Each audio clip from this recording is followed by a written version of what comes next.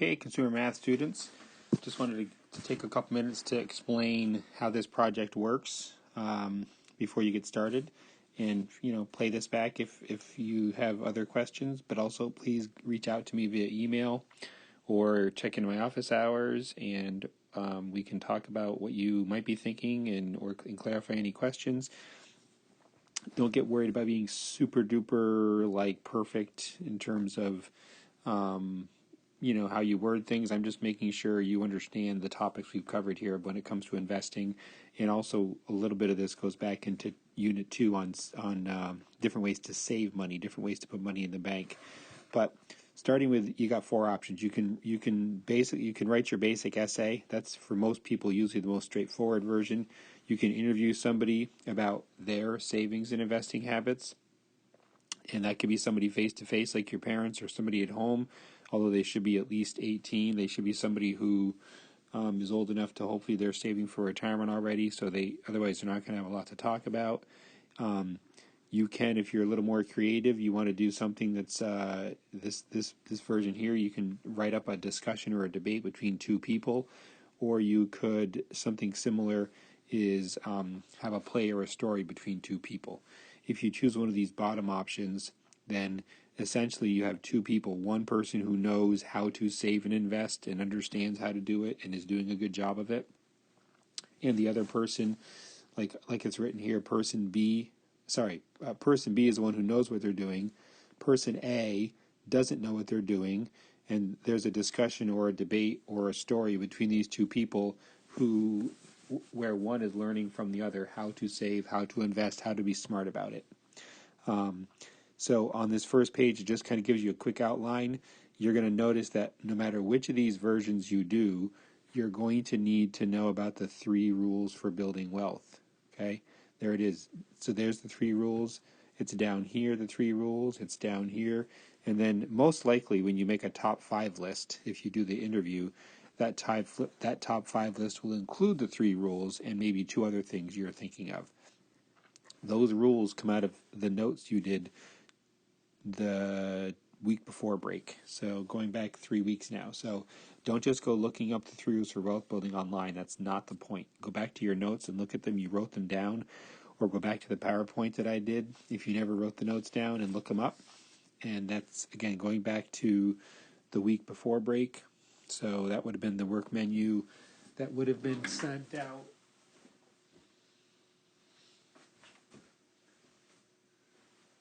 That would have been the work menu that was emailed to you guys on April 13th. So that's where you want to go for that and find those 3 rules. And then you're going to explain them. Don't just write them down word for word. You're going to try to explain them. All right. So there's your 4 choices. Pick the one you think works best for you. And you are going to, on the next page, I just give you a little more. I kind of outline each of the options with a nice bulleted list. So if you want to try the essay, then make sure you can get all these things done. All right. Let me talk about goals for a second, because if you choose the essay or the interview, you're going to need to talk about some things you want to save money for. All right. And so here I'm giving. You're going to need to come up with 2 short-term goals, 2 medium-term, and 2 long-term goals. These are things that you could be saving for now. They could be things you already actually saved for. Maybe you already saved up money to buy a car. Maybe you already saved up money to buy a new phone. So you can use something you've already done, or something you are doing now, or something you might do in the future. When you save up money for something, then that means you save it up, you buy the thing, and the money is gone. So you save up for a car, you buy the car is in your driveway, and the money is not in your bank anymore. You don't save up for things like gas for a car or for food. Those are just expenses. You don't save up for rent. Rent is a monthly expense. You pay it every month. You do save up for a house, because you have to buy the house and you have to take money out of your bank account and give it to the person who owns the house, and you don't have the money anymore, but you do have the house. So don't confuse savings goals with expenses. So if you buy a brand new phone and you pay for it in cash up front, that's something you purchased and saved for. But the cell phone bill you get every month is not a savings goal. So short-term goals are things that you might be doing right now. Maybe you're saving for college. Maybe you already saved up and bought a new phone, or you want to buy something for your car. You want to buy a prom dress. So these are things you're saving up for and buying. All right, you bought a new motorcycle, something that it doesn't have to be a toy. It can be something you're going to use. Maybe right now you're saving for college. That would be a short-term goal for you because it's in the next year or two. Medium-term goals would take 3 to 10 years. So these are probably in your future. It's probably not something you're doing yet. When people save up to get a down payment for a house, that might take between 3 and 10 years. Maybe you're married someday and have a family and you want to save up for a vacation, and you go on a nice big vacation every 3-4 years. So you save up for 2-3-4 years, and then you go on vacation, the money's gone. You save up again, you go on vacation, the money's gone. Maybe you're going to save up for a vacation home or a boat or a trailer. So that those could be medium-term goals. And these are all hypothetical goals. These are not things I'm going to check on and make sure you do. You're just trying to talk about how you could save it for different things. Long-term goals. Some good examples here are retirement. When you start saving and investing for retirement, that could take you 30 or 40 years. Some other examples here. If you have kids someday, you might save for their college fund, which means you could start saving the day they're born, and you could save up for them for 18-20 years. That would be a long-term goal. Maybe you're going to save up, once you're married and you got a house, you're going to save up for a second home so you can, have a nice home, somewhere in a vacation place. So different things you might take 10 years or more to save for. So that's, more expensive things most likely. So those are the different kinds of goals. And what you're trying to do is connect them to this. You're trying to connect the different ways to save and invest.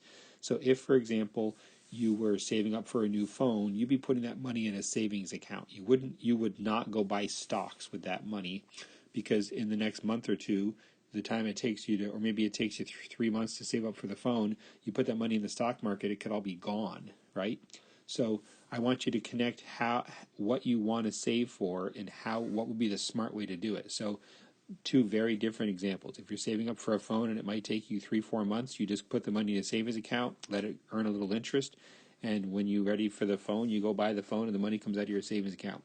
If you're saving for retirement for 40 years, you do not put it in a savings account. That's a silly, almost stupid idea. You'll never earn a lot of interest on it. If you're saving for retirement for someday, you're going to use stocks or bonds or mutual funds, okay, as you've learned in the last couple of weeks, all right?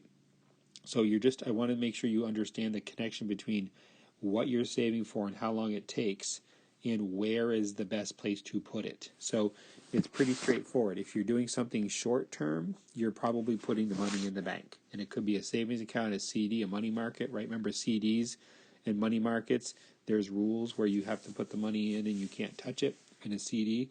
So you can go back to your notes on Unit 2 and you'll read up on what we talked about with CDs and money markets. And then all these different ways to invest is what you have in your notes from Unit 3, what we're doing right now. So this stuff here is essentially Unit 3.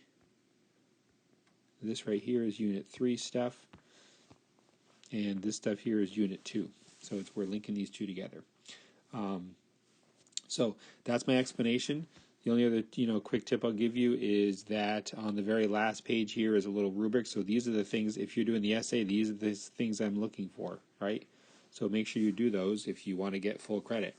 And if you're looking to do the interview, then make sure you also talk about your goals and how to reach them. So how to reach them, that's when you talk about, okay, if I'm saving up for a new laptop and it's going to be $600, I'm going to just put the money in a savings account.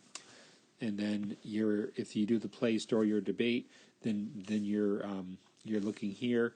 And the things that people forget to do the most often is this. You need to describe the characters. In other words, Joe is a knucklehead. He always spends all his money. He doesn't put any in the bank. He just likes to spend it. But his friend Bob is really great at savings and investing, and he's got a retirement account, and he's always making sure he's got money in his bank.